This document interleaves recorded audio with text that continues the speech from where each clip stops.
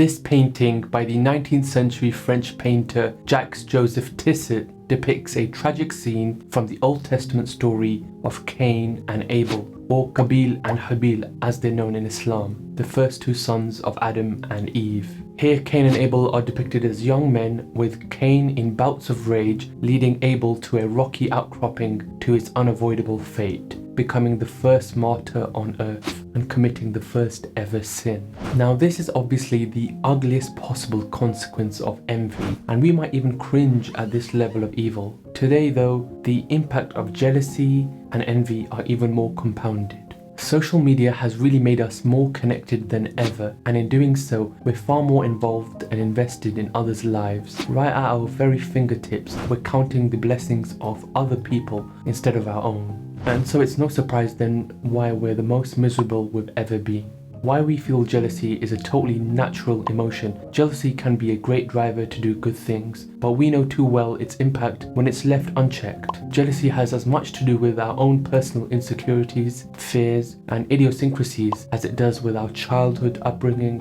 and social and cultural pressures. Jealousy can introduce doubt in our character and act as a distraction from our goals and make us feel horrible for things that quite honestly don't concern us and aren't really our fault, forcing us to do certain things or act a certain way. Some of us have a greater tendency towards jealousy compared to others, and it varies at different stages of our lives. University is an example of a competitive environment where it's far too easy to compare yourself to your peers, especially since comparison runs through every aspect of the schooling system.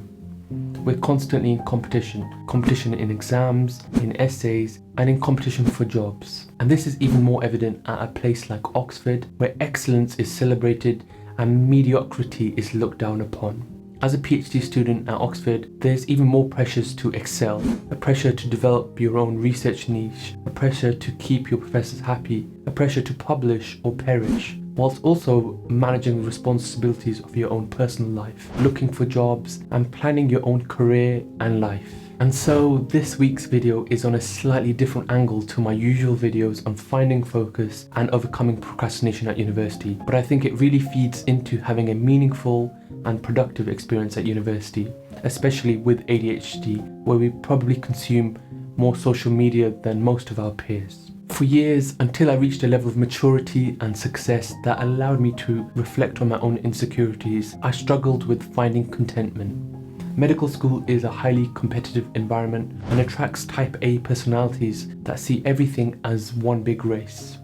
It wasn't until I escaped the race that I finally became content in myself.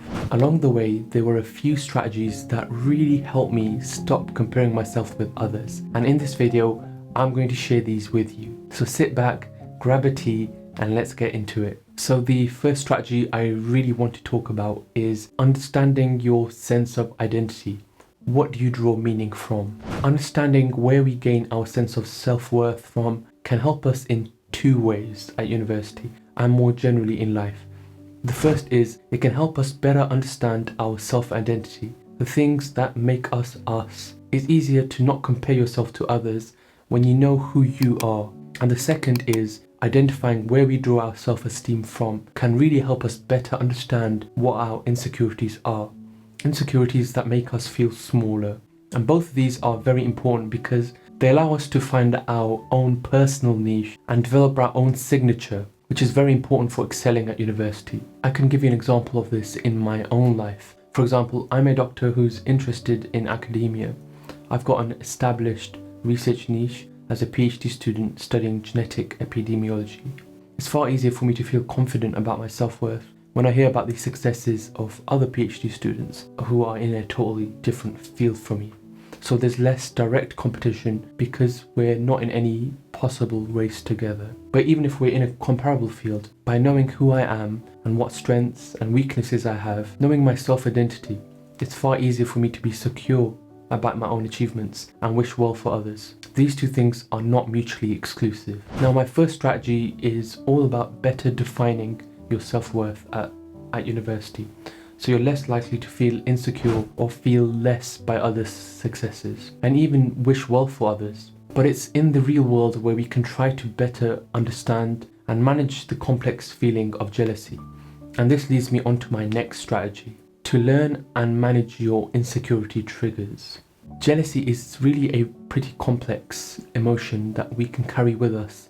It's all the baggage from our childhood, the things in life we're going through right now that we have control over, perhaps our grades or how we performed in an essay, as well as things we can't always control. I like to call these insecurity triggers, things that can trigger us to doubt our self-identity and self-worth and feel the emotion of jealousy. When I see something that makes me jealous or envious, I've gotten into the habit of stopping myself and really thinking about why I'm feeling down about myself. This active step of stopping myself in the moment has helped me better understand my insecurity triggers. It's also given me more understanding of my thoughts and more control of how I respond to my thoughts. Sometimes when I see something on social media and it makes me feel that oh boy feeling, I just have to go off social media and process my thoughts.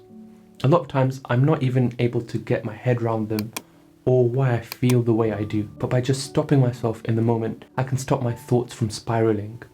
Self-awareness is a great way to recognize when you're feeling jealous. The more you stop yourself in the moment, what I found is the more you're able to actually learn to patch up those insecurities and find meaning and confidence in yourself. And this leads me on to my next point: to wish well for others and not badmouth them. Have you ever been in front of somebody who's talking down and backbiting about others, and you know that the only reason they're talking down about that person is because of their own insecurities and envy? It's one of the most cringe-worthy things. An important lesson I've learned from Grant Cardone's book, Be Obsessed or Be Average, is that when people give you unsolicited advice, it's more times than not a reflection of them rather than you.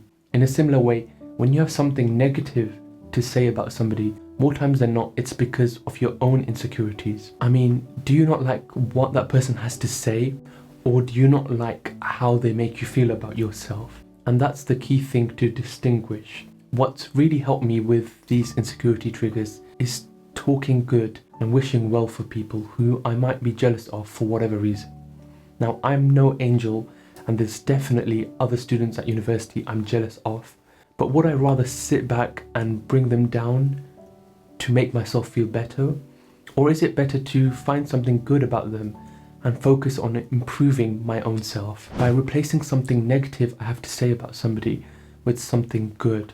I've been able to really come to terms with my own self-worth. A lot of these thoughts I've learned that have helped me with navigating jealousy has been from the fundamental teachings of Islam. They're not anything new, but they're also common sense. I just can't be convinced that talking down about somebody because you're feeling down about yourself is ever a good strategy. You talking down about them won't lift you up, and it won't bring them down either. But if you replace your negative thoughts with positive thoughts, you just open up yourself to so many more possibilities to learn and maybe improve yourself. It's okay to feel jealousy. It's a perfectly natural feeling. So long as your insecurities aren't biasing your judgment, you're still able to learn. Many of the most successful people I've met at Oxford are probably the most secure people. They don't have to show off about themselves or talk down about others at all. But we're humans, and sometimes we come across something that we just can't stop ourselves from comparing ourselves to. Comparison really is the thief of joy. An important step I've taken to really keep my focus at university and reduce my chances of comparing myself to others is my next strategy: to limit your exposure. There's times where you won't be able to stop feeling jealous or stop comparing yourself to somebody at university or outside, in the gym, on the streets, or even on social media. And that's where you really have to try to put in place and work on some of the strategies I've already talked about so far in this video. But there's times where no matter how hard you're trying to manage your triggers, you're just not able to shift yourself from feeling envy. Envy can be an entirely destructive emotion and counterproductive when it's the overwhelming feeling you're experiencing every time you come across a particular person or a situation.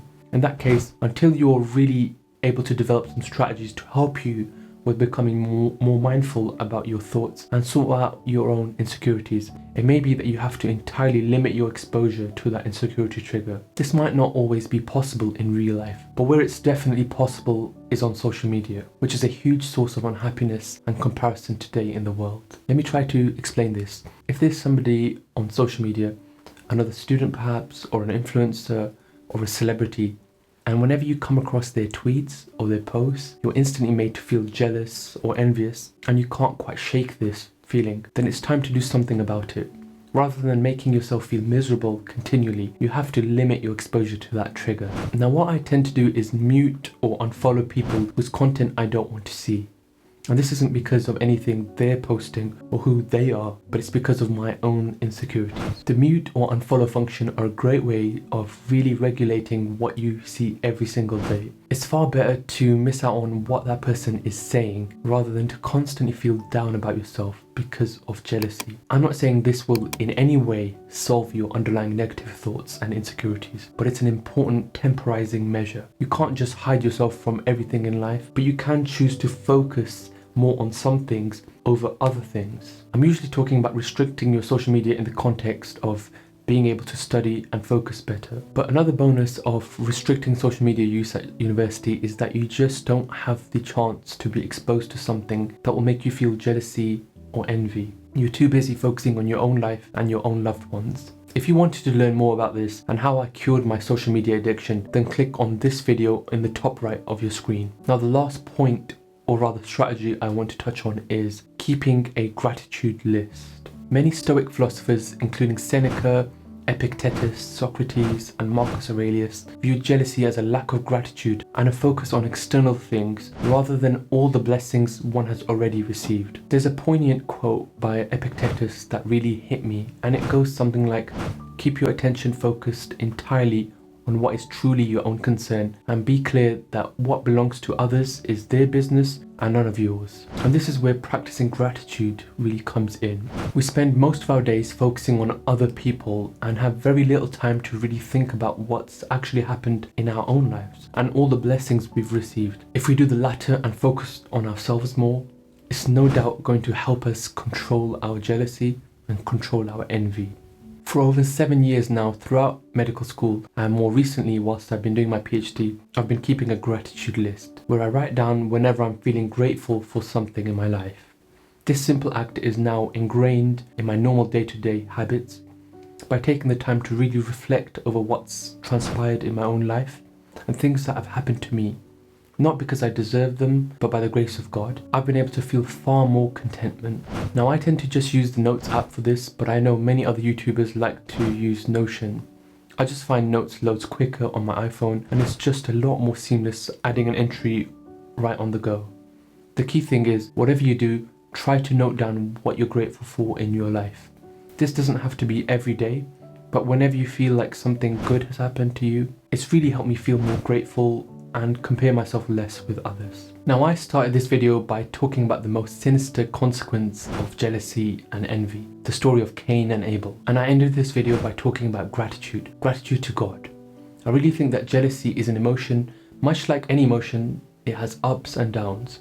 There's times where we can feel envy more than others, especially at university, which is a very results-driven environment. But throughout it all, it's important to be grateful for everything that you've been blessed with.